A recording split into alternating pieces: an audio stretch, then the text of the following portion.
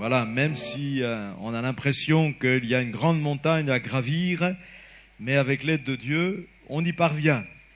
Alors aujourd'hui, c'est pour effectivement les épouses que nous allons surtout parler.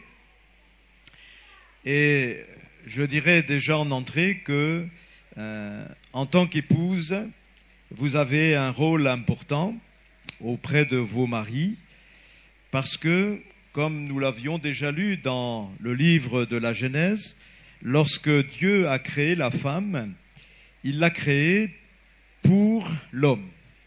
Donc ça veut dire que vous avez été dotés par le Créateur de qualités qui vont compléter, qui vont bénir l'homme, qui vont lui permettre de s'épanouir aussi, puisque rappelez-vous que lorsque Dieu a créé la femme à partir de l'homme, c'est parce que l'homme se sentait seul. Il y avait comme un manque.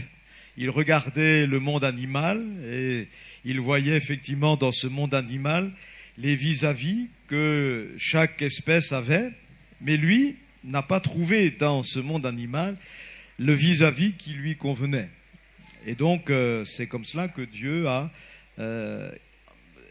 sorti en quelque sorte de l'homme, n'est-ce pas, ce vis-à-vis pour que maintenant elle partage sa vie et tout son existence comme nous l'avions déjà traité précédemment. La Bible nous dit dans 1 Corinthiens 7, 34 que une épouse, qu'est-ce qu'elle cherche à faire quand elle est mariée? Peut-être vous connaissez ce passage par cœur. 1 Corinthiens 7, 34. Alors ce n'est pas parce que le texte que nous allons lire se trouve dans un passage où Paul est en train de montrer l'avantage de ne pas être marié qu'il faudrait prendre ce qu'il dit ici comme étant négatif.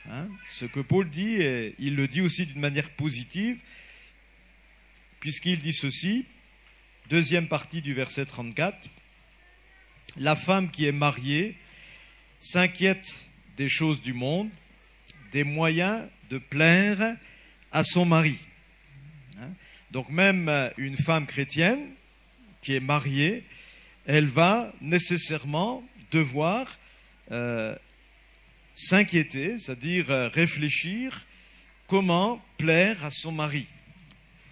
Alors c'est la même chose pour l'homme, on a vu hier, et un peu au-dessus, Paul dit aussi au verset 32, « Celui qui n'est pas marié s'inquiète des choses du Seigneur, etc. » Et celui qui est marié, verset 33, s'inquiète des choses du monde, des moyens de plaire à sa femme. Donc hier, nous avons vu comment, en tant qu'homme, en tant que mari, nous pouvons plaire à notre épouse. Il faut bien sûr ensuite le mettre en pratique, ça prend du temps, parce que quand il faut parfois modifier des coutumes, des habitudes qui sont établies en nous, ça prend du temps. Et il faut être patient. Je le dis dès maintenant, mes frères, mes sœurs, soyez patients l'un envers l'autre. Si vous ne voyez pas du jour au lendemain les changements espérés, escomptés, il faut être patient, persévérant, miséricordieux pour permettre aussi aux conjoints de prendre ces nouvelles marques et puis de faire aussi ses propres progrès. Alors, si l'épouse cherche à lui plaire, effectivement, comme nous l'avions déjà lu dans Proverbe 31, elle va donc rechercher le bien de son mari. Une épouse, une femme qui est mariée, a comme mission principale de rechercher le bien de son mari. Avant d'aller courir, les campagnes, les rues, les villes, les villages pour évangéliser ou faire ceci, etc. La mission première de l'épouse, c'est de rechercher le bien de son mari. Vous avez été placé par Dieu à côté de votre époux pour rechercher son bien. Proverbe 12, verset 4 nous dit aussi « Une femme vertueuse est la couronne de son mari, mais celle qui fait honte est comme la carie dans ses os. Je ne sais pas si vous connaissez cette maladie, maladie qui ronge les os. C'est une maladie terrible parce que vous ne pouvez rien faire. Quand vous avez la peau qui vous gratte, vous pouvez encore vous gratter, mais quand vous avez les os qui vous démangent, vous ne pouvez rien faire parce que les os sont à l'intérieur de votre corps et finalement, vous supportez mal cette souffrance. Et donc, on voit l'importance que l'épouse a aux côtés de son mari. J'ai déjà dit que parmi les Juifs, on disait à l'époque que pour qu'un mari réussisse sa vie, il faut qu'il ait une bonne épouse. C'est-à-dire même si le mari a d'excellentes qualités, mais s'il n'a pas une bonne épouse, il ne pourra pas réussir sa vie. Donc vous voyez aussi les maris l'importance de bien choisir l'épouse. L'épouse a été créée, je l'ai dit, pour l'homme, pour compléter sa personnalité. Ce qui veut dire qu'elle ne doit pas chercher à dominer ou à prendre la place de son mari dans les fonctions, dans les rôles qui lui appartiennent, même si elle a des capacités parfois plus grandes dans certains domaines que son mari. On va lire un texte dans 1 Timothée 2, verset 12. 1 Timothée 2, verset 12.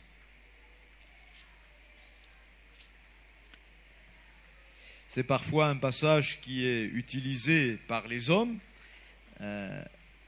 mais il arrive aussi qu'il soit mal utilisé, c'est-à-dire on force le sens de ce passage de Paul d'une mauvaise façon. Qu'est-ce que Paul dit ici ? Que la femme écoute, déjà au verset 11, il dit ceci, que la femme écoute l'instruction en silence avec une entière soumission. Je ne permets pas à la femme d'enseigner ni de prendre de l'autorité sur l'homme, car elle doit demeurer dans le silence. Donc ça, c'est la version traditionnelle second. Alors, évidemment, il y a des hommes qui peuvent utiliser ce passage en disant, bien, la femme n'a pas le droit de parler, puisqu'il dit, elle doit demeurer dans le silence. Ça serait excessif. Il y a un contexte aussi dans lequel Paul écrit. On retrouve d'ailleurs une partie de cet enseignement dans l'épître aux Corinthiens, où, vous le savez, à Corinthe, il y avait beaucoup de désordre dans les réunions. Et donc, Paul a dû même donner un conseil aux Corinthiens que les femmes qui étaient dans les réunions n'interrompent pas sans cesse celui qui enseignait, qui prêchait, parce qu'il se passait des choses comme cela. Une femme ne comprenait pas ce que le prédicateur disait, alors elle interpellait son mari, qui pouvait être des fois dans la rangée d'à côté. « Qu'est-ce qu'il a dit ? Je n'ai pas compris !» Et ça mettait du désordre dans les réunions. Donc Paul dira aux Corinthiens, les femmes, vous avez des maisons, quand vous rentrez chez vous, si vous n'avez pas compris quelque chose, vous demandez à votre mari quand vous serez chez vous, mais ne faites pas cela dans la réunion, pour essayer donc d'avoir un peu d'ordre dans les réunions. Ici, ce que Paul est en train de souligner, et je vais vous le lire, le passage dans une version différente, la version Semeur, ce qui vous donnera aussi une meilleure compréhension. Dans la version Semeur, il est dit « Je ne permets pas à une femme d'enseigner en prenant autorité sur l'homme. » Vous voyez déjà, il y a une petite nuance. Qu'elle garde plutôt une attitude paisible. Donc, le sens ici qui ressort, c'est plutôt que la femme ne doit pas essayer de dominer sur l'homme, à travers l'enseignement, essayer de prendre l'autorité sur un homme. Parce qu'on l'a vu, c'est l'homme qui est le responsable, qui est le chef dans le foyer. C'est pour cela que Paul ici rappelle cette règle. Pourquoi il la rappelle ? Parce qu'il y avait sûrement à l'époque déjà des femmes qui cherchaient, motivées par une mauvaise intention, cherchaient justement à prouver qu'elles étaient supérieures à l'homme, et qu'elles étaient fort capables même de les enseigner. Alors cette tendance, on l'a encore aujourd'hui. Dans les mouvements féministes, dans nos pays occidentaux, bon ici je ne sais pas si il y a beaucoup de ces influences, mais en tout cas en France, les mouvements féministes poussent très fort dans ce domaine, jusqu'à dire même que finalement la femme n'a pas besoin de l'homme. Voilà. Et c'est comme ça aussi que vous avez maintenant les mouvements homosexuels qui prennent le dessus, parce que tout repose à l'origine avec des théories qui sont insufflées par Satan, pour essayer de mettre du désordre dans l'ordre divin.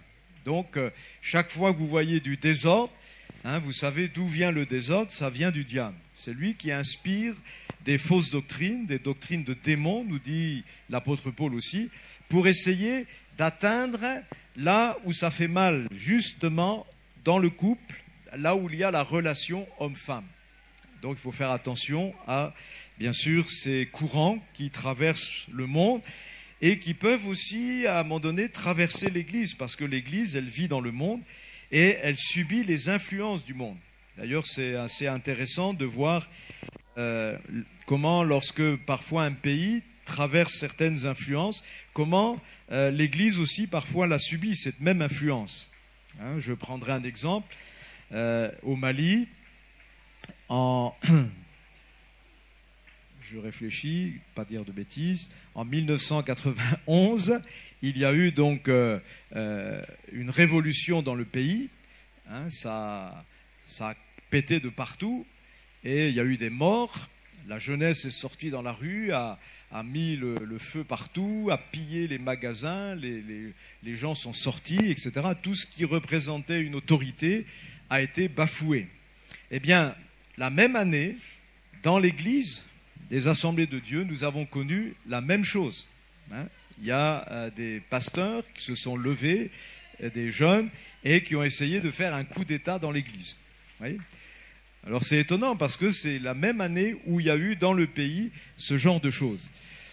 Et il faut donc faire attention parce que même, vous le connaissez, au Rwanda, quand dans le monde il y a eu ces affaires ethniques, eh bien on a vu que même certaines églises prenaient le pas aussi dans cette affaire, et c'est ainsi que vous avez des pasteurs, des chrétiens qui sont allés tuer avec la machette des personnes d'à côté parce qu'ils étaient de l'autre ethnie. Bon, évidemment, quand vous n'êtes pas dans le contexte, vous vous dites, mais comment ça c'est possible ? Comment un chrétien, un pasteur peut en arriver à faire des choses comme cela ? Mais quand vous êtes pris dans le courant, si vous ne veillez pas, vous pouvez vous laisser entraîner. Et vous pouvez voir vous-même, ici, parfois dans ce qui se passe, comment parfois même les chrétiens peuvent réagir alors qu'on devrait nous garder notre paix, dans le Seigneur, devrait garder le cap, mais on peut, si on ne veille pas, se laisser entraîner. Donc, rappelez-vous que la femme, quand même, dans le jardin d'Éden, c'est elle qui s'est laissée entraîner par les arguments du diable. Ne l'oubliez pas. Ça a été un peu, je dirais, le maillon faible du couple. Et aujourd'hui encore, Satan essaye les mêmes techniques. Le diable, vous savez, il utilise toujours les mêmes armes. Il ne se renouvelle pas beaucoup. Il a toujours les mêmes artifices, les mêmes ruses.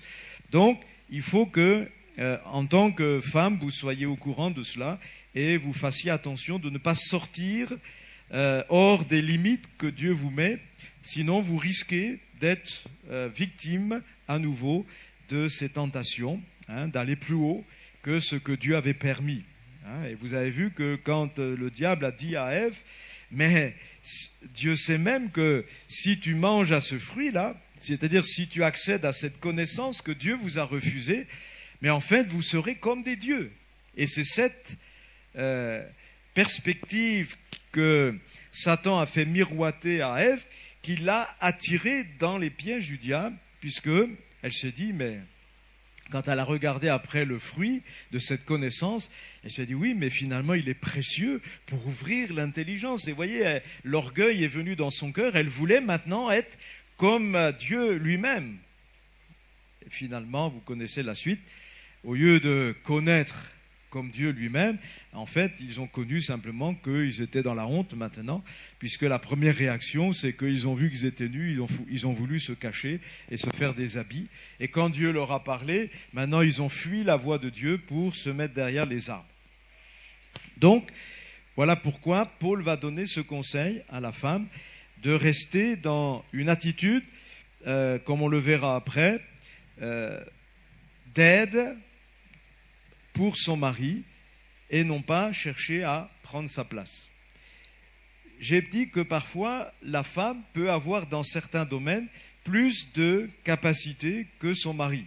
Et j'ai connu effectivement des couples comme cela où l'épouse, de par son instruction, de par ses origines, avait des grandes capacités et elle a épousé un homme qui lui était assez limité dans beaucoup de domaines, mais ça a bien fonctionné quand même dans ce couple. Pourquoi ?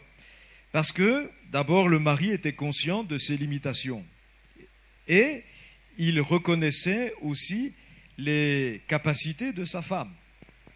Ça, c'est déjà une chose importante. Deuxièmement, l'épouse, malgré ses grandes capacités, n'a pas essayé de dominer son mari. Elle est restée dans son rôle d'aide et elle s'est mise à sa disposition. Et quand ils ont discuté du contrat qui allait les lier pour leur vie, ils ont mis au point, n'est-ce pas, les choses. Et le mari a dit, eh bien, puisque moi, dans ce domaine, je n'y connais pas grand-chose, c'est toi qui vas t'occuper de cela. Et finalement, eh bien, en faisant cela, la femme a pu être très utile auprès de cet homme parce que ça a valorisé le mari. Lui tout seul n'aurait jamais pu mener sa vie comme cela parce qu'il n'avait pas les qualités, il n'avait pas les capacités pour faire cela, même pas pour gérer par exemple l'argent. Par contre, sa femme, qui s'est mise au service de son mari en faisant cela, a pu mener à bien la vie conjugale, les affaires du foyer, etc. Et le foyer a prospéré. Vous voyez ? Parce qu'elle n'a pas cherché à profiter de cette situation pour dominer sur le mari. Et ça, on le voit dans le monde, c'est un gros problème. Vous avez des femmes qui profitent de leur supériorité intellectuelle, de leur qualité qu'elles ont acquise, un métier, des capacités, pour maintenant abaisser, rabaisser le mari en lui montrant que lui, il est un incapable, qu'il a un bon à rien, etc. Et à tout moment, vous avez ces femmes qui font sentir ainsi à l'homme ce qu'il est. Le résultat, c'est que souvent, ces hommes vont sombrer dans l'alcoolisme, dans toutes sortes de défauts, pour oublier justement ces choses-là. Et finalement, ce n'est pas à la gloire de la femme parce qu'elle va se retrouver avec un homme qui finalement n'en sera plus un.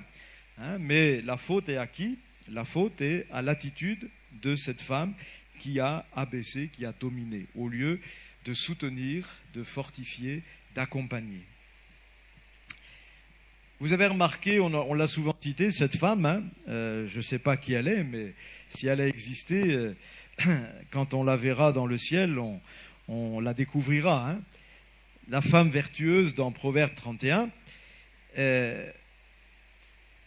soyez pas, ma sœur, attristée si vous n'êtes pas capable de faire tout ce que cette femme faisait. Ce n'est pas parce qu'une femme est capable de faire tout cela qu'il faut obligatoirement que toutes les femmes soient capables de faire cela. Non.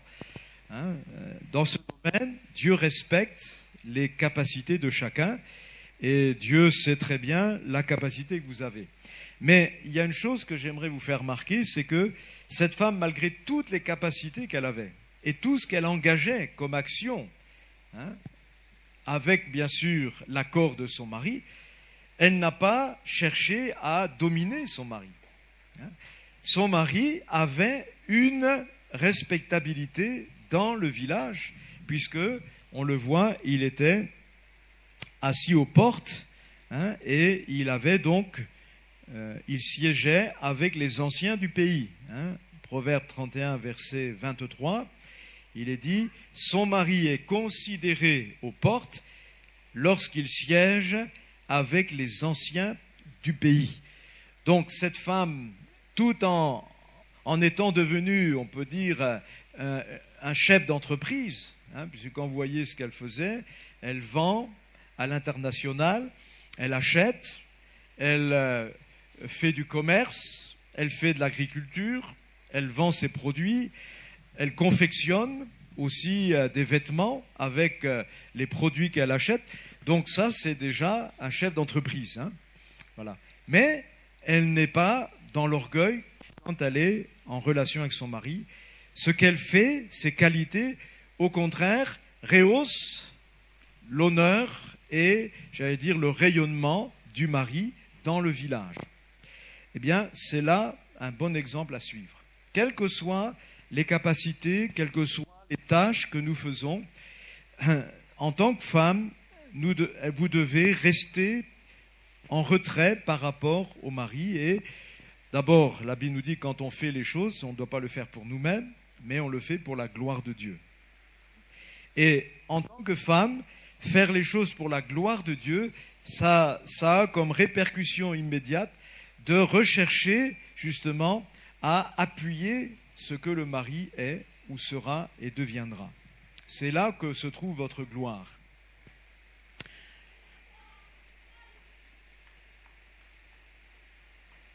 Alors, dans le domaine pratique, quand on dit elle recherche le bien de son mari, eh bien, déjà, elle va soigner l'accueil dans la maison.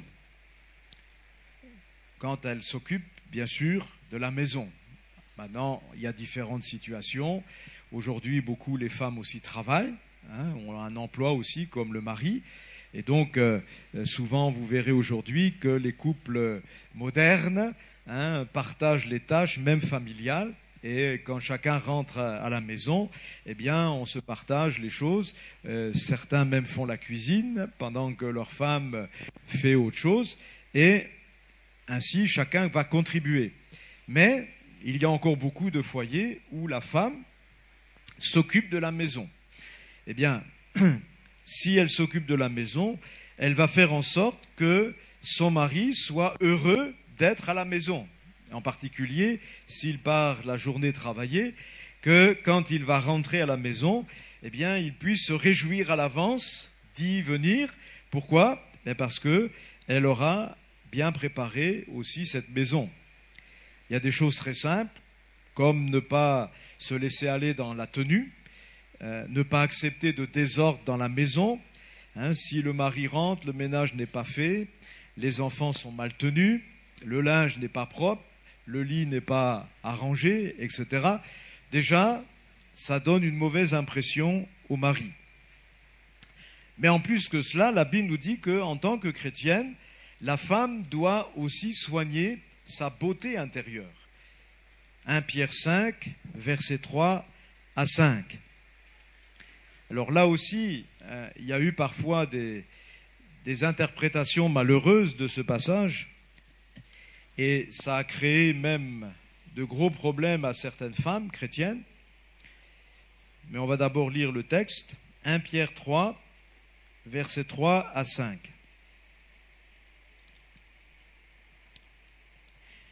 On va relire même depuis le début. « Femmes, soyez de même soumises à vos maris, afin que si quelques-uns n'obéissent point à la parole, ils soient gagnés sans parole par la conduite de leurs femmes, en voyant votre manière de vivre chaste et réservée. Ayez non cette parure extérieure qui consiste dans les cheveux tressés, les ornements d'or ou les habits qu'on revêt, mais la parure intérieure est cachée dans le cœur, la pureté incorruptible d'un esprit doux et paisible qui est d'un grand prix devant Dieu. Ainsi se paraient autrefois les saintes femmes qui espéraient en Dieu, soumises à leur mari, comme Sarah, qui obéissait à Abraham et l'appelait son Seigneur.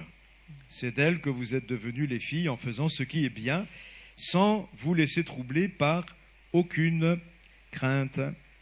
Amen. On peut dire Amen, Oui, c'est la parole du Seigneur. Alors, il faut faire attention, parfois les versions françaises ne sont pas très fidèles au texte original, et si on ne lit pas d'autres versions, on peut mal comprendre ce que, en fait, les auteurs ont voulu dire. Ici, par exemple, dans la version second, il y a une tournure de phrase qui pourrait nous amener à penser que la femme chrétienne ne doit pas bien se vêtir et ne pas soigner son extérieur. Parce que le terme qui est utilisé, c'est « ayez non cette parure extérieure ».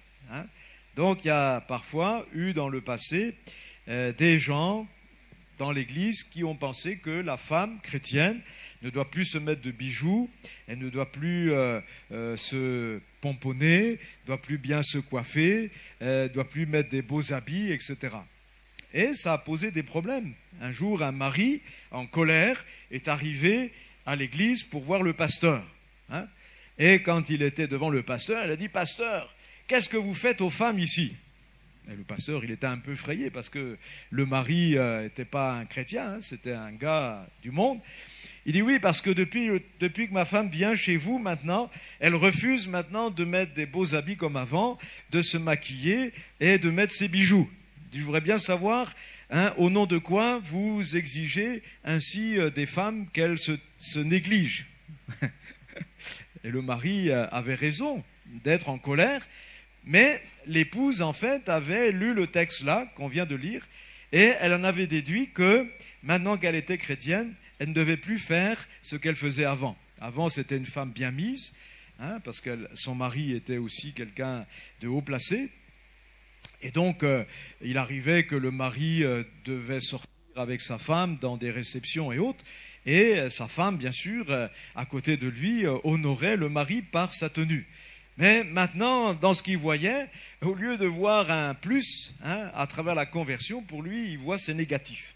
Il dit, mais Dieu exige maintenant que ma femme soit comme une va-nu-pied. Et il a fallu, bien sûr, que le serviteur de Dieu parle à l'épouse pour lui dire, ma sœur, vous avez mal compris la parole de Dieu, il ne faut pas mettre une pierre d'achoppement comme ça devant votre mari, parce que sinon, au lieu de l'amener au Seigneur, vous allez le mettre en pétard contre l'Église. Donc, il lui a expliqué un peu mieux. En fait, ce que le texte dit, et je vais vous le lire dans une autre version, voici ce qui est dit dans une autre version. Recherchez non pas seulement la beauté que donne une parure extérieure, les cheveux habilement tressés, les bijoux en or, les toilettes élégantes, mais surtout celle, donc la beauté, qui émane de l'être intérieur, la beauté impérissable d'un esprit doux et paisible à laquelle Dieu attache un grand prix. Amen. Je pense que vous avez compris la tournure de phrase. En fait, ce qui est mis ici en évidence, c'est qu'une femme qui prend par exemple du temps pour bien se coiffer, et en Afrique, des fois, ça peut prendre du temps quand même, si on se fait des tresses africaines, qui aime bien aussi bien s'habiller, eh bien, il faudrait que le temps qu'elle met pour s'habiller extérieurement correctement, et c'est normal, qu'elle réalise qu'il lui faut plus de temps encore pour revêtir à l'intérieur aussi l'habit intérieur que Dieu voudrait qu'elle ait, pour qu'elle soit une femme agréable à vivre. Parce que le but ici, c'est cela. Il y a des femmes qui peuvent être très belles extérieurement. Vous les voyez, elles ont des beaux habits, elles vont chez le coiffeur, elles ont des beaux bijoux très chers, et on vous dit, oh, quelle classe! Mais dès qu'elles parlent, tout de suite vous êtes horrifié, parce que c'est un ton injurieux, c'est des paroles méchantes, un caractère acariâtre, et ça, pour une femme chrétienne, il ne faut pas absolument qu'elle soit comme cela. Donc c'est pour ça que l'apôtre Pierre va attirer l'attention des chrétiennes dans ce domaine, dire oui, si vous voulez bien vous pomponner, allez-y, mais recherchez surtout la parure intérieure, c'est-à-dire prenez du temps aussi pour vous préparer spirituellement, moralement, intérieurement, afin que quand vous allez partager votre vie commune aussi avec le mari, vous soyez une femme agréable. Voilà le but. Ces qualités, on le voit ici, c'est rappelé, Dieu y attache un grand prix. Et Sarah, puisqu'il est parlé de Sarah, qui appelait Abraham son Seigneur, bon, autre mœurs, autre temps, on peut le comprendre, mais Sarah, si vous lisez bien les textes, vous verrez que elle était bien habillée extérieurement. Elle avait une belle apparence. Pourquoi ? Parce que même arrivée à 70 ans, il y a encore des hommes qui la convoitaient. Donc ça veut dire que Sarah n'était pas négligée, hein, mais elle avait quelque chose de plus que cette apparence. Hein, c'est ce que dit le texte. Elle se paraît aussi intérieurement. Hein, elle avait une attitude intérieure qui plaisait à son mari. Et la femme chrétienne doit suivre les traces de Sarah dans ce domaine aussi. Hein, ne soyez pas négligés, bien sûr. Il faut au contraire se faire belle pour le mari, hein, pas seulement pour aller faire les courses, mais aussi pour le mari. Et si on cherche à plaire à quelqu'un, on va surveiller tous les aspects, hein, en sachant que l'aspect intérieur est plus important que aussi l'aspect extérieur.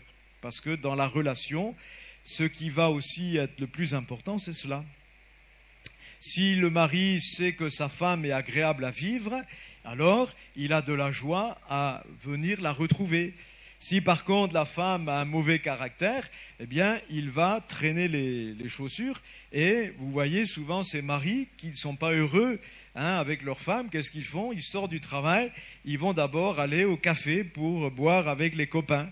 Hein. Et puis, quand vraiment l'heure maintenant arrive du repas, alors ils viennent juste pour se mettre les pieds sous la table, manger et aller se coucher. C'est-à-dire qu'ils vont fuir la compagnie de leur femme parce que cette compagnie n'est pas bonne. Et regardez ce qui est dit dans Proverbe 21, verset 9. D'abord, Proverbe 21, verset 9. « Mieux vaut habiter à l'angle d'un toit que de partager la demeure d'une femme querelleuse. » Vous voyez ? Mieux vaut habiter à l'angle d'un toit, c'est-à-dire une chambre de bonne là-bas, tout en haut, au 4e étage, hein, sans ascenseur, que de partager une belle demeure, mais dans laquelle il y aura une femme querelleuse. Et puis au verset 19, il est même dit, mieux vaut habiter dans une terre déserte qu'avec une femme querelleuse et irritable. Voilà. Alors, si on ne veille pas, il arrive bien sûr tellement de choses dans une journée que on peut petit à petit, hein, s'irriter dans son cœur pour tout un tas de raisons. Parce qu'il y a des problèmes, parce qu'il y a eu des contrariétés, parce qu'il y a des difficultés de tous ordres. Le mari n'est pas là, il faut faire face toute seule. Donc si la femme ne veille pas à son état intérieur, elle va développer tout au long de la journée ces états d'esprit qui l'amènent à être irritable et querelleuse, parce que pour un rien, maintenant, elle va chercher querelle à son mari dès qu'il va arriver. Or, la Bible, je l'avais dit tout à l'heure au début de la semaine, que lorsque nous servons le Seigneur, nous devons veiller à rester remplis du Saint-Esprit, rester dans la joie, parce que servez l'Éternel avec joie. Hein, et ça, ce sont des qualités qui se développent régulièrement dans la journée. Dès que vous sentez que votre esprit s'irrite, eh bien, laissez votre travail, mettez-vous devant le Seigneur, ayez un temps de prière, de louange, d'adoration devant le Seigneur, laissez le Saint-Esprit vous combler à nouveau de sa présence, afin que, justement, vous gardiez votre joie de vivre, votre beauté intérieure, que vous appreniez à vivre avec un esprit doux et paisible.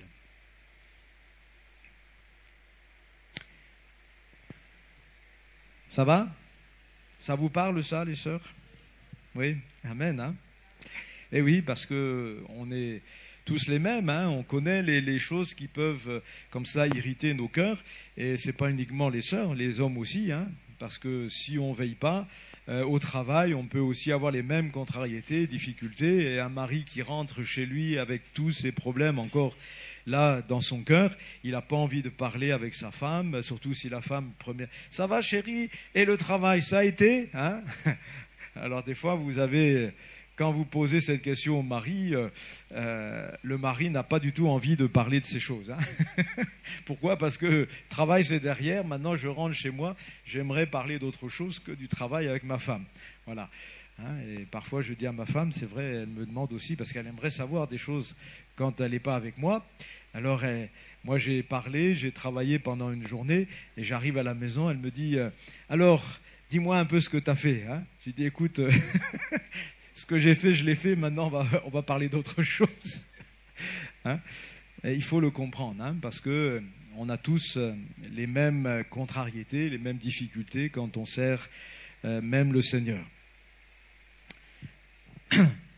Une femme qui recherche le bien de son mari, comme on l'a vu hier pour l'homme, qui cherche aussi à plaire à sa femme, eh bien, elle doit chercher à connaître donc le cœur de son mari pour pouvoir lui faire du bien à tous les niveaux et être ainsi une aide efficace.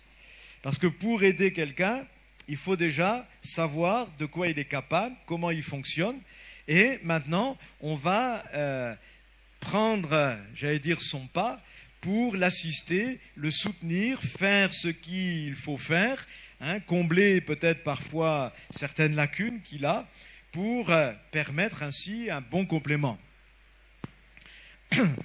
Alors, on va voir donc pendant quelques instants quels sont les besoins de l'homme. Je rappelle ici en disant cela que ce sont des besoins généraux. Ça veut dire que même quand on aura vu ces points-là, ça ne veut pas dire que vous connaissez tout. Hein. Chacun est particulier. Comme chaque femme est particulière, il faut que l'homme apprenne à connaître sa femme. De la même façon, chaque homme est différent. Donc il y a des hommes qui répondent parfois, j'allais dire, aux statistiques, mais il y en a d'autres qui ont d'autres façons d'agir, d'autres façons de réagir. Pourquoi? Parce que c'est lié déjà à l'éducation qu'on a eue dans nos enfances, etc. Et dans ce domaine, nous sommes tous différents. On a tous eu des enfances différentes, des adolescences aussi différentes, des jeunesses différentes, des contextes différents. Donc tout cela, ça forge ce que nous sommes. Et il faut donc apprendre à découvrir les épouses, l'homme qui est à vos côtés. Mais on peut tenir compte de certains éléments, comme ceci. Tout d'abord au niveau affectif. Vous savez qu'un homme, dès le début de son existence, a été celui qui a reçu particulièrement de sa mère, et cette contribution maternelle dans la basse enfance a contribué à forger ce sentiment de sécurité. Hein, pour l'homme, c'est très important qu'il ressente la sécurité. Un homme qui n'est pas en sécurité aura du mal à entreprendre quoi que ce soit. Hein, vous voyez parfois des hommes qui ont du mal, qui sont comme timorés, qui ont du mal à entreprendre quelque chose, qui se cherchent tout le temps. Ça, c'est un signe déjà qu'ils ne sont pas en terrain de sécurité. Il y a quelque chose qui fait qu'ils ont peur de s'engager parce qu'ils ne sont pas sur un terrain de sécurité. Et souvent, c'est lié aussi à l'enfance, un manque au niveau de l'affection maternelle. Donc, puisque l'homme a été depuis tout petit habitué à recevoir ce soin de la maman, déjà si on a été allaité, etc., ensuite la maman nous a coucounés, l'homme va essayer de retrouver cette même sécurité auprès de son épouse. Ça, c'est quelque chose de général. Hein. Donc si un homme ne trouve pas cette sécurité auprès de sa femme, qu'est-ce qu'il va faire? Il aura tendance à chercher cette sécurité ailleurs.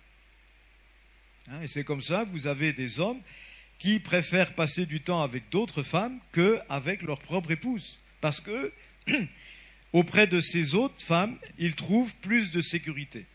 Bon, c'est une explication, je ne dis pas que ça explique tout, hein, mais ça peut rejoindre certains problèmes parfois.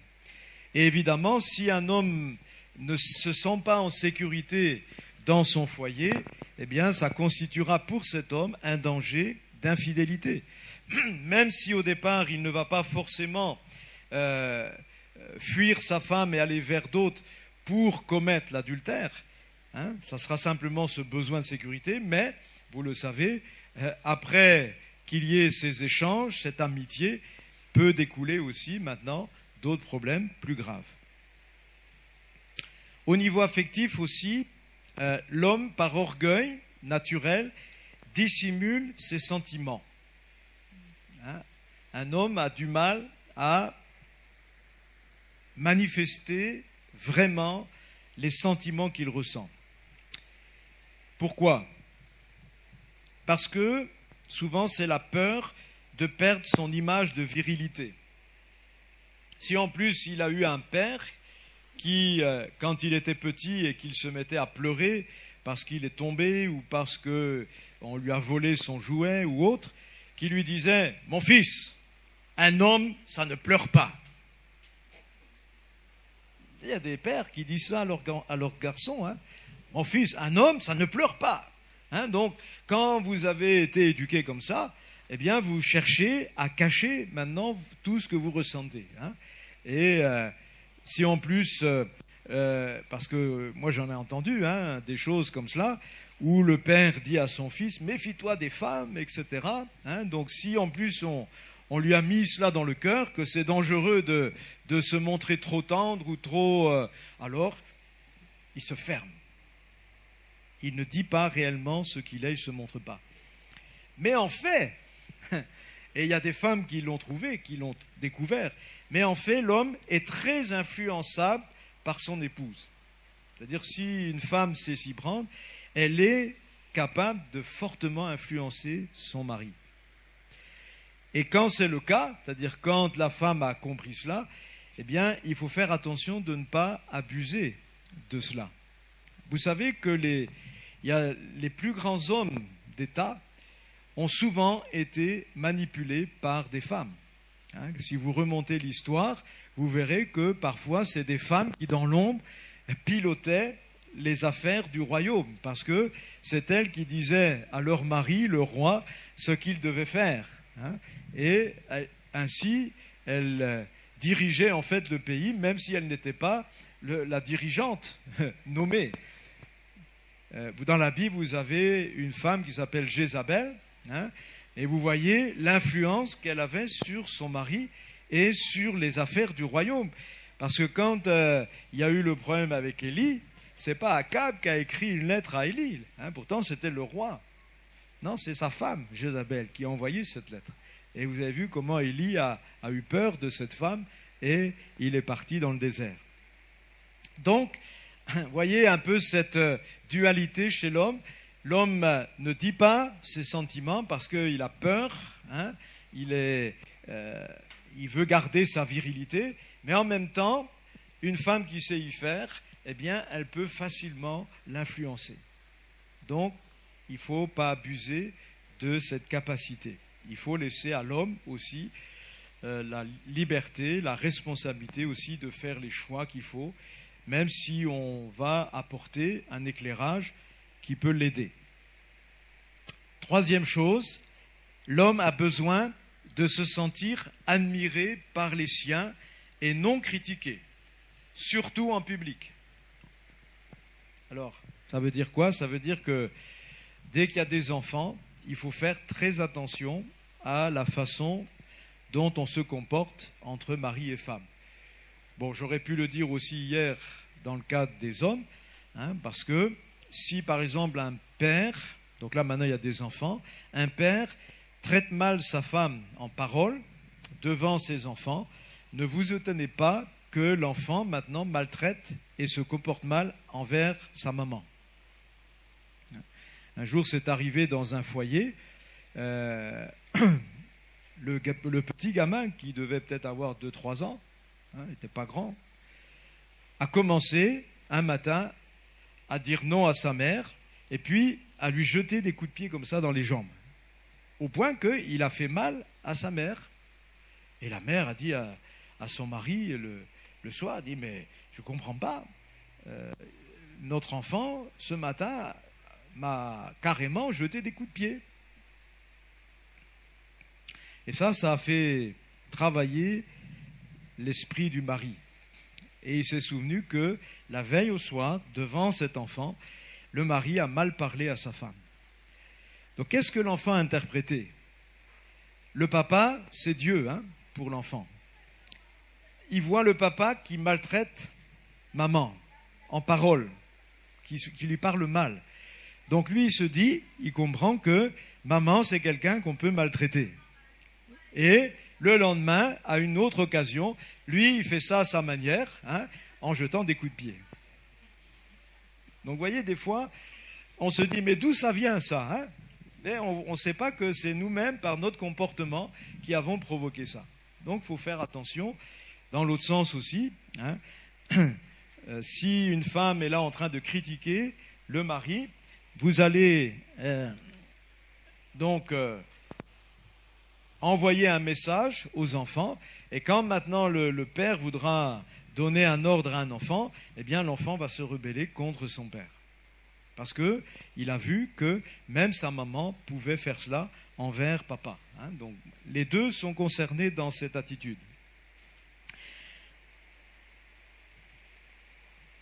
Alors, sachez une chose, c'est que si un homme se sent inutile dans le foyer, parce que justement il est constamment critiqué, eh bien, qu'est-ce qu'il va faire? Il va essayer d'aller là où on reconnaîtra sa valeur. Le problème, c'est que souvent, là où il va, c'est où? C'est dans les cafés, dans les lieux comme cela, parce que, évidemment, là, autour de la boisson, on refait le monde, on est les champions, et on trouve toujours des gens qui vont nous encenser, pourvu qu'on leur paye en plus un coup. Les amis de circonstances, on peut en avoir beaucoup comme cela, comme nous le montre le fils prodigue qui était parti loin de son père, dépenser tout l'argent avec les prostituées et puis sûrement les amis aussi de bar. Mais vous avez vu que quand il n'a plus d'argent, eh bien il n'a plus d'amis non plus. Donc ça, c'est dangereux. Si un homme est rabaissé, ne se sent plus utile, n'a plus confiance en lui, qu'est-ce qu'il fait? Il va chercher, comme on l'a vu tout à l'heure, une autre sécurité ailleurs. L'épouse doit faire attention de ne pas vouloir dépersonnaliser son mari en cherchant à le dominer. On l'a vu tout à l'heure déjà dans le texte qu'on a lu, en exigeant qu'il cède à tout prix. En faisant quoi? Du chantage. Et il y a différentes formes de chantage qu'une femme peut faire. Elle peut faire ses petites crises, elle peut faire du chantage aussi, aux relations sexuelles. Tu ne me donnes pas ce que je ne veux pas, tout ce que je veux, moi je ne te donne pas non plus ce que tu veux. Alors ça, c'est très dangereux d'agir ainsi. Attention aussi aux épouses qui, sous prétexte de spiritualité, cherchent à imposer à leur mari leur façon de concevoir ce que doit être la vie de piété, surtout s'il s'agit d'une femme convertie et d'un mari inconverti. Là, il y a un grand piège qui guette les femmes converties ayant des maris encore inconvertis. C'est celui de vouloir imposer à son mari comment il doit vivre en tant que chrétien alors qu'il ne l'est pas encore. Là, ne faites jamais cela si vous ne voulez pas perdre votre mari quant à la foi. Le fait de ne pas dominer sur le mari reste valable même lorsque la femme est convertie, le mari ne l'est pas. Le mari reste le chef du foyer. Et il faut beaucoup de sagesse à l'épouse pour amener ce mari à la foi. Vous avez vu que Pierre dira même que si un mari n'obéit pas à la foi, ça veut dire, ça peut être un inconverti, mais ça peut être aussi un converti qui est infidèle. Et il y en a des hommes comme cela qui disent être chrétiens, mais qui ne se comportent pas bien, qui ne font pas les choses correctement. Faites attention en tant qu'épouse de ne pas essayer de dominer. On rejoint ce que Paul disait, je ne permets pas à la femme d'essayer de dominer l'homme en l'enseignant. faut faire très attention. Si on doit citer la parole de Dieu, il faut vraiment que ça soit fait avec tact et au bon moment. Et parfois, Pierre dit qu'il vaut mieux se taire. Hein? Parce que voilà ce qu'il disait, chapitre 3, 1 Pierre 3, verset 1er, « Femmes, soyez de même soumises à vos maris, afin que si quelques-uns n'obéissent point à la parole, donc vous voyez, il se place dans le contexte où une femme chrétienne a un mari qui n'obéit pas à la parole de Dieu, mais il leur demande quand même d'être soumises à ce mari. Alors qu'ils soient gagnés sans parole par la conduite de leur femme.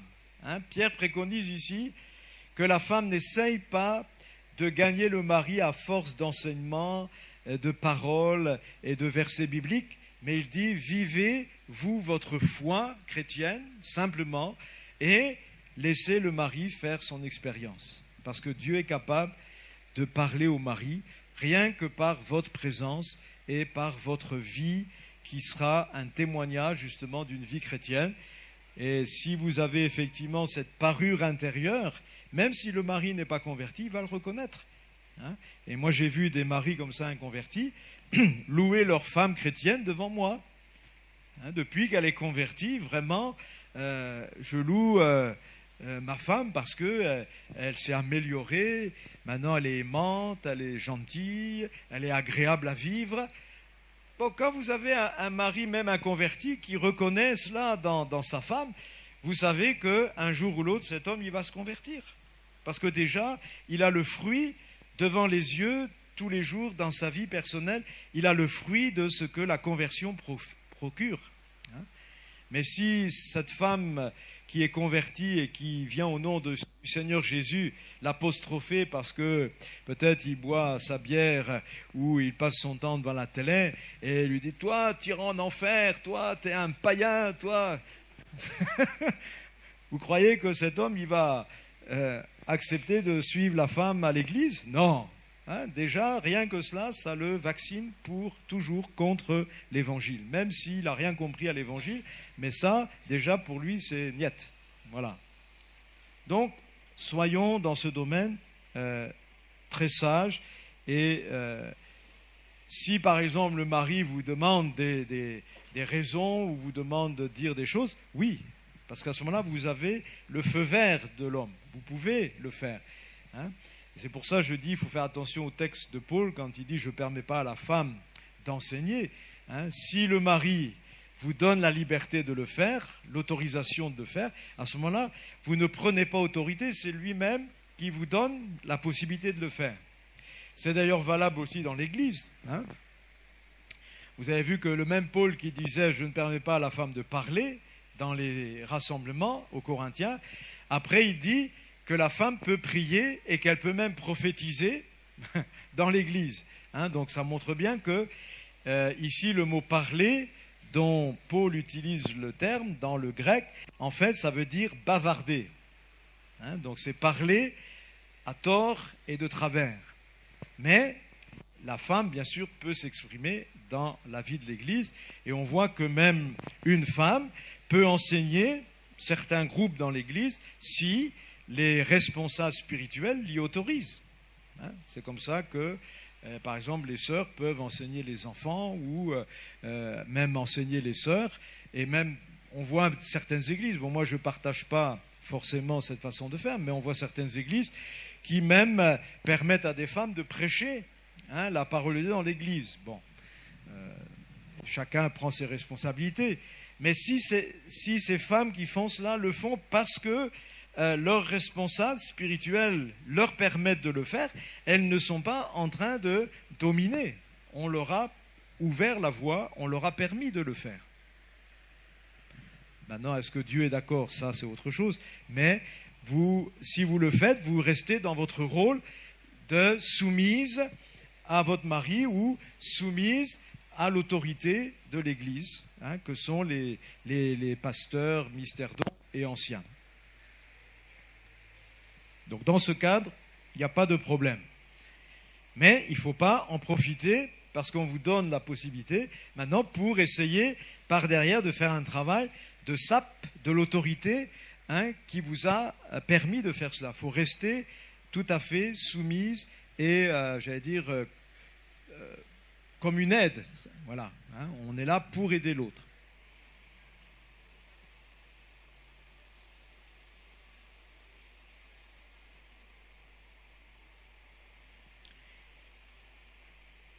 Ne soyez pas étonnés aussi qu'un homme puisse éprouver, au moment de la naissance d'un enfant, éprouver de la frustration et même voir de la jalousie envers l'enfant si la femme néglige son rôle d'épouse au profit de celui de mère.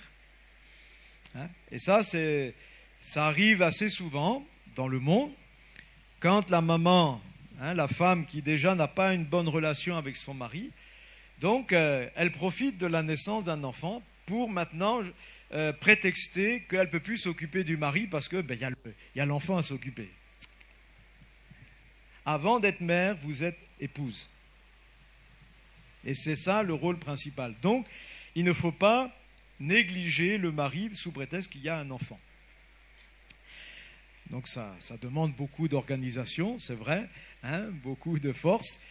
Et on verra aussi que c'est pour cela que lorsqu'il y a des modifications dans la vie du foyer, comme la naissance d'un enfant, il faut aussi revoir dans le couple les clauses du contrat. C'est-à-dire, quand vous vous êtes entendu au départ, qui fait quoi, comment on le fait, etc.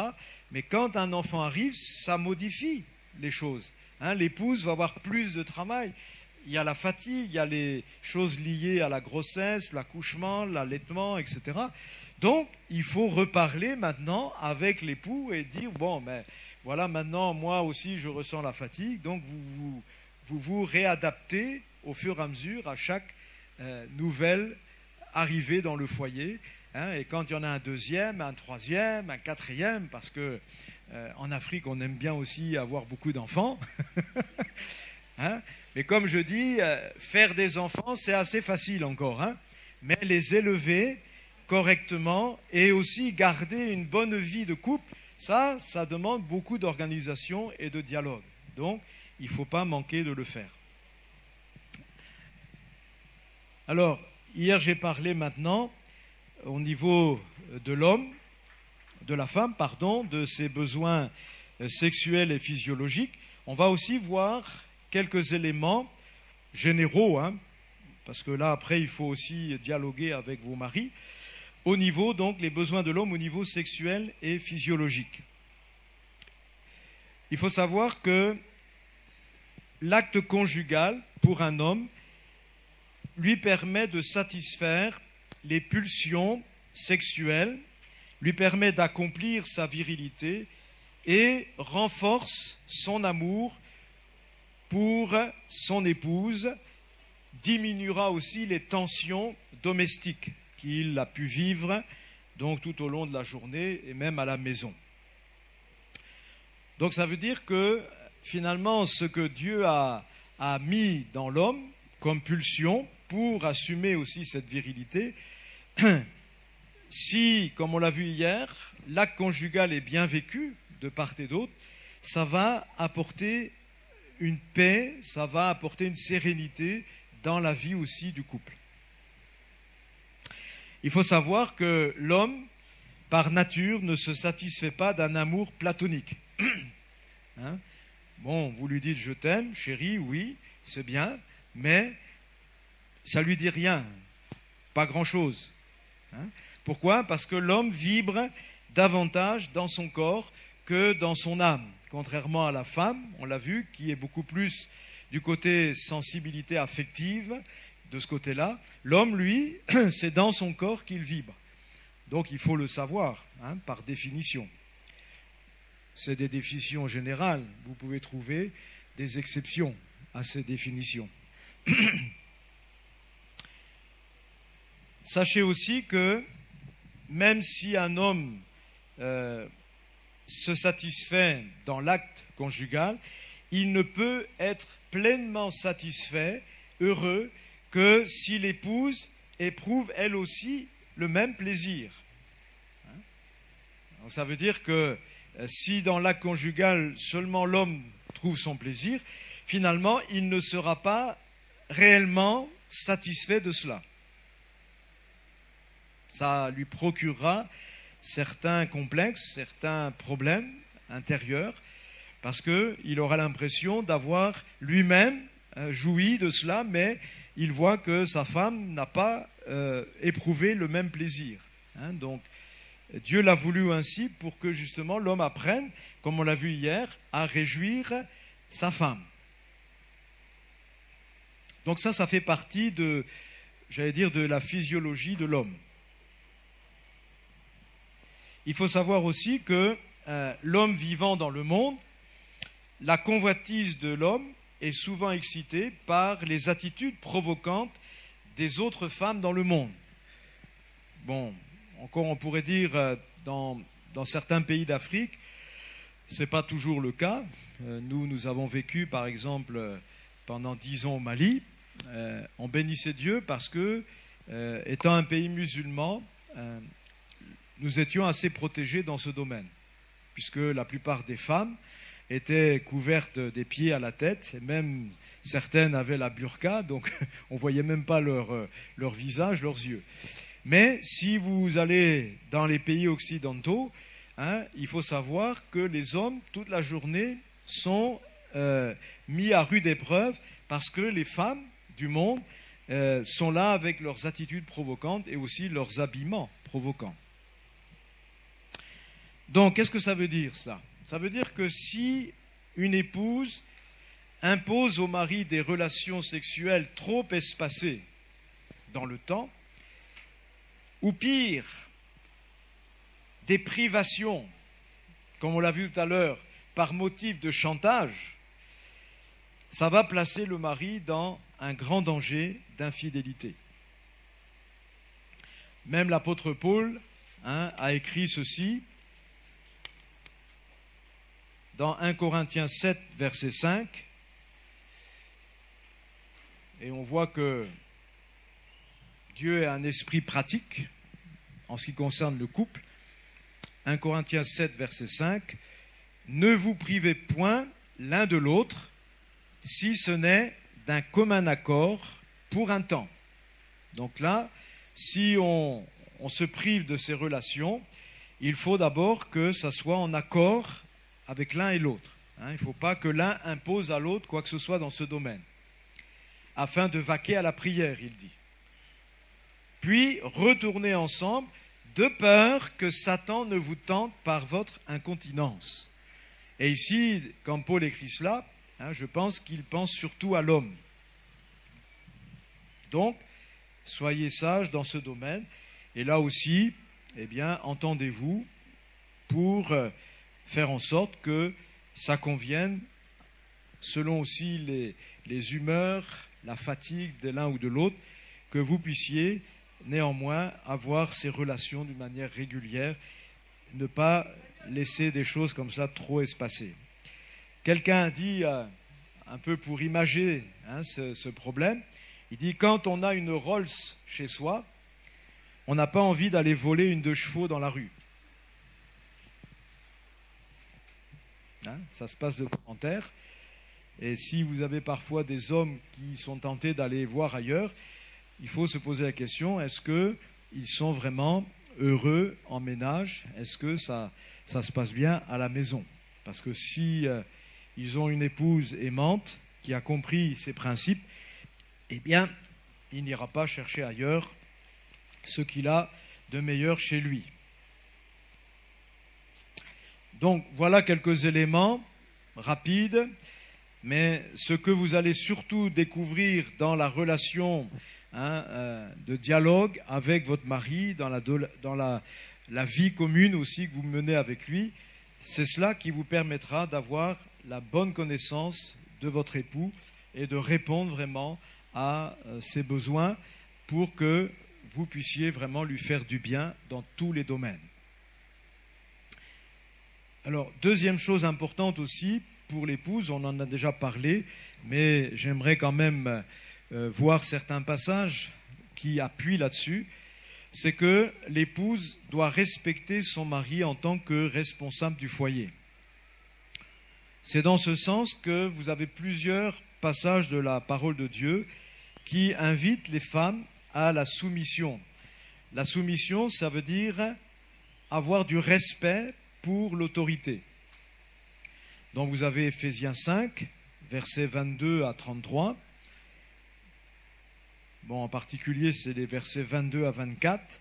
Et puis, vous avez à la fin rappelé la pensée au verset 33, qui dit ceci: « Femmes, soyez soumises à vos maris, donc pensez respectueuse de vos maris, comme vous l'êtes au Seigneur. Car le mari est le chef de sa femme, comme le Christ est le chef de l'Église. Or, de même que l'Église est soumise à Christ, les femmes aussi doivent l'être à leur mari en toutes choses. » Donc je dirais que si, en tant que chrétienne déjà, la femme chrétienne est soumise à Christ, puisque elle fait partie de l'Église, elle n'aura pas de mal à se soumettre aussi, à respecter l'homme en tant que responsable, chef du foyer. Donc quand on dit que les femmes soient soumises à leur mari en toutes choses, ça veut dire quoi? Ça veut dire que quelles que soient les circonstances ou les domaines de la vie, la femme doit respecter la responsabilité confiée par Dieu à son mari et faire ainsi confiance au plan de Dieu, parce que c'est Dieu qui a mis cela en place. Faire confiance à la sagesse de Dieu, et sa responsabilité, c'est d'aider son mari à bien remplir cette responsabilité de chef. Alors évidemment, ça ne veut pas dire que la femme accepte tout, se tait sur tout, non. C'est comme dans une équipe, n'est-ce pas, où il y a un responsable et puis il y a tout un tas d'aides. Quand on gère les affaires, le responsable rassemble son équipe et dit « Bon, voilà, il y a ça à faire, donc je vous consulte pour avoir vos avis, pour savoir comment mener à bien cette entreprise. » Donc le responsable fait un tour de table, chacun va partager sa vision, ses idées, etc. Mais en définitive, à la fin, une fois que le tour de table est fait, que les discussions ont eu lieu, qui c'est qui prend la décision? C'est le chef. Et tout le monde va suivre ce que le chef décide. Si le chef se plante, on se plante avec lui.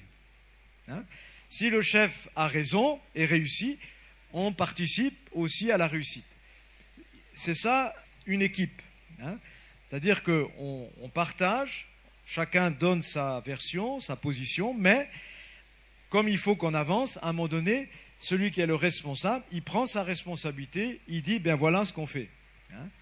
Alors évidemment, parfois, vous avez des responsables qui ne veulent pas prendre la responsabilité et ils attendent que ce soit les autres qui décident pour lui.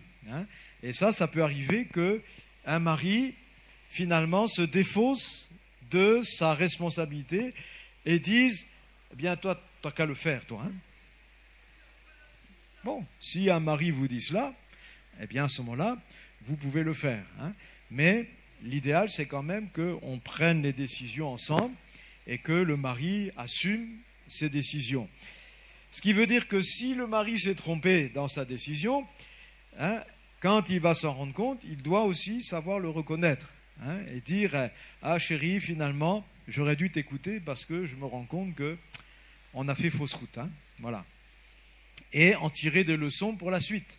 Parce qu'on voit que par la sagesse, il y a des femmes qui peuvent apporter aussi cette sagesse à leur mari. On voit un exemple avec David, par exemple, qui arrive en furie, il prend ses hommes, il veut détruire toute la tribu là, de Nabal et la femme et les enfants et les serviteurs, parce que Nabal, le mari donc d'Abigaïl, s'est mal comporté envers David. Nabal était un fou, d'ailleurs son nom veut dire insensé. Et pendant que David arrive avec ses hommes pour détruire tout le monde, l'épouse, elle apprend ce qui s'est passé. Et qu'est-ce qu'elle fait? Eh bien, elle va venir au-devant de David avec de la nourriture, et puis elle va calmer David, elle va ramener David à la raison, et finalement, David va louer la sagesse de cette femme qui a su l'arrêter dans sa colère. Là, on voit une femme qui est sage, qui fait les choses d'une manière, on peut dire, bien conduite, avec tact, et elle arrive ainsi à modifier des décisions même qu'un roi avait prises.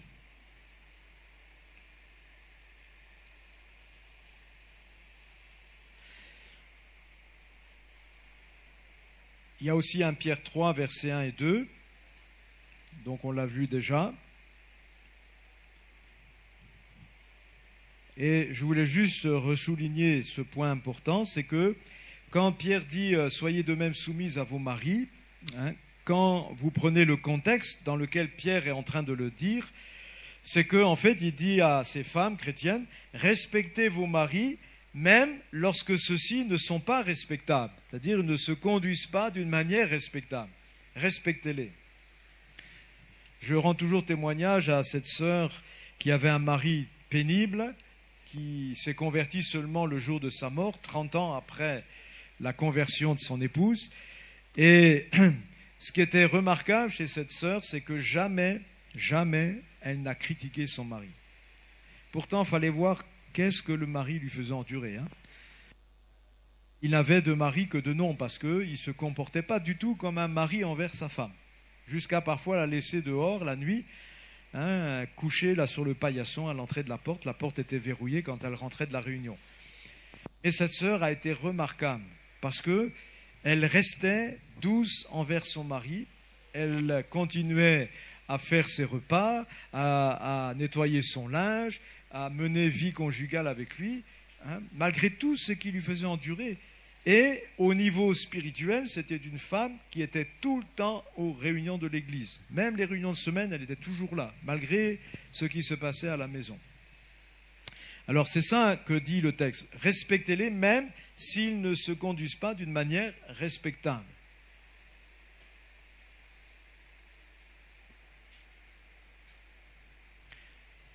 Notamment quand il est dit aussi que vous deviez mener votre vie d'une manière chaste et réservée. On peut traduire aussi par une conduite pure et respectueuse. Et en particulier, ça va imposer à l'épouse d'être discrète en ce qui concerne les défauts de son mari. Il y a une fâcheuse tendance de certaines femmes, quand leurs maris ont des défauts, ne font pas les choses comme il faut, et en plus si c'est un chrétien, c'est qu'elles commencent à raconter ça autour d'elles, un peu partout. Les gens maintenant vont découvrir ce que le mari est. Il ne faut jamais faire de choses comme cela. Discrète. Les défauts, les problèmes, on les partage avec le Seigneur, oui, dans la prière. Mais il faut éviter de répandre ces sources partout. La Bible dit dans Proverbe 14, verset 1, « La femme sage bâtit sa maison, et la femme insensée la renverse de ses propres mains. » Si vous vous attaquez à votre chef, eh bien, si vous arrivez à dénigrer votre chef, finalement, c'est le service tout entier qui va être mis par terre. Donc, si vous êtes une équipe dans un couple, eh bien, ne commencez pas à vous détruire l'un l'autre en critiquant le mari devant même les autres. Ça, c'est déplorable lorsqu'une épouse dénigre son mari devant les autres. Et parfois même devant le mari. Ça peut arriver. Le couple reçoit des amis autour d'un repas où on prend quelque chose, on discute. Et puis maintenant, l'épouse commence à parler mal de son mari devant lui, aux amis qu'elle reçoit. Alors ça, il n'y a rien de plus destructeur que ce genre de choses. Et ça, c'est des choses, bien sûr, à éviter. Parce que on rentre tout à fait dans ce que dit le proverbe. La femme va renverser elle-même sa maison en faisant des choses comme cela. Donc l'épouse doit au contraire contribuer à la réussite de tout ce que le mari entreprend pour la gloire de Dieu et le bien-être du foyer.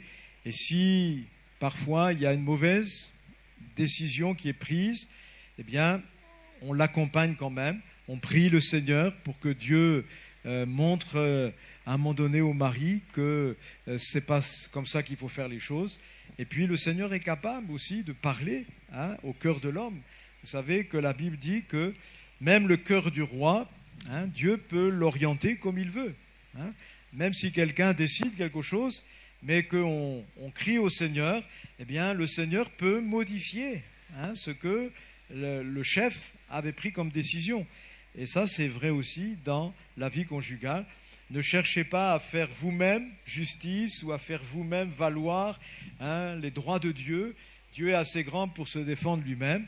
Il n'y a pas besoin qu'on prenne sa défense. Il est assez grand pour se défendre lui-même. Mais vous accompagnez par la prière, par votre attitude toujours respectueuse, et puis vous verrez comment le Seigneur va régler la situation.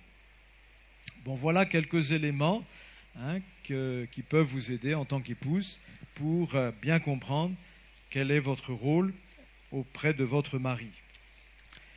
Je vais arrêter quelques instants. S'il y a des questions, je veux bien répondre comme d'habitude à vos questions.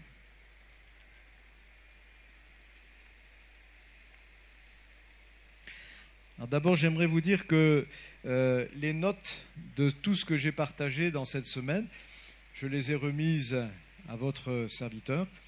Donc si vous êtes intéressé d'avoir les notes manuscrites, vous pourrez voir, il pourra vous faire des photocopies, je ne sais pas comment vous vous arrangerez. Et dans ces notes aussi, j'ai ajouté un point qui m'a semblé utile, que vous pourrez voir peut-être par la suite, c'est comment gérer les conflits dans le couple. Et dans ces quelques notes, on vous montre aussi le besoin de communication, comment doit se faire la communication, les éléments à prendre en compte, les conditions pour que la communication soit bonne, et aussi les raisons qui peuvent faire qu'il n'y ait pas de communication. Parfois, on veut la communication, mais elle ne se fait pas. Alors, on vous dit aussi quelques exemples. Et ensuite, deuxième point, comment désamorcer les conflits qui peuvent être amorcés. Donc, origine des conflits, qu'est-ce qu'il faut décider, renoncer à la colère, parce que souvent, quand on voit un conflit s'amorcer, on a tendance à se mettre en colère, et ça règle rien. Et puis, d'autres conseils aussi utiles dans la vie conjugale qui vous sont donnés. Et puis, je terminais avec un exercice que vous pouvez faire en couple pour mieux vous connaître et aussi vous permettre de discuter sur quelque chose de concret.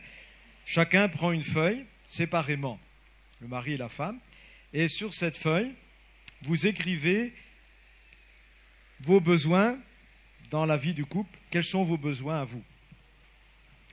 Et aussi ce que vous attendez de votre conjoint. Donc vous identifiez vos besoins et en face, vous mettez ce que vous attendez de votre conjoint. Chacun fait cela de son côté et quand vous avez fini, vous échangez les feuilles. Et maintenant, chaque conjoint va lire ce que l'autre a écrit, avec prière, en réfléchissant bien, en regardant aussi par rapport à ce qui est mis, est-ce que mon comportement va dans ce sens, ou effectivement, est-ce que j'ai été plutôt défaillant là-dessus, il y a eu des lacunes, voilà. Et maintenant, une fois que vous avez analysé les choses qui ont été portées, vous vous retrouvez ensemble pour dialoguer sur les points qui peuvent porter problème, parce que soit vous direz, mais ça je ne comprends pas, pourquoi tu éprouves ce besoin, est-ce que je ne suis pas assez ceci, assez cela, et vous entendre sur ces points-là, de manière à ce que, même s'il faut faire des concessions de part et d'autre, parce que peut-être madame aura mis, voilà ce que j'attends du mari, puis dans la discussion, le mari dit oui, ok, mais alors, voilà, et puis inversement, madame dira ok, mais, donc, on s'entend, et puis à partir de ce moment-là, vous avez déjà pu régler certains éléments qui pouvaient gêner l'un ou l'autre, et sur lesquels vous avez du mal peut-être à communiquer. C'est une façon de communiquer qui peut vous aider. En sachant qu'il faudra aussi être patient, même quand vous avez pris des décisions comme cela, être patient, miséricordieux, quant à la mise en pratique, ça peut prendre parfois un peu de temps. Voilà, donc ça c'est dans le document, puisque je n'aurai pas le temps de vous en parler. Voilà, donc s'il y a des questions, je peux répondre.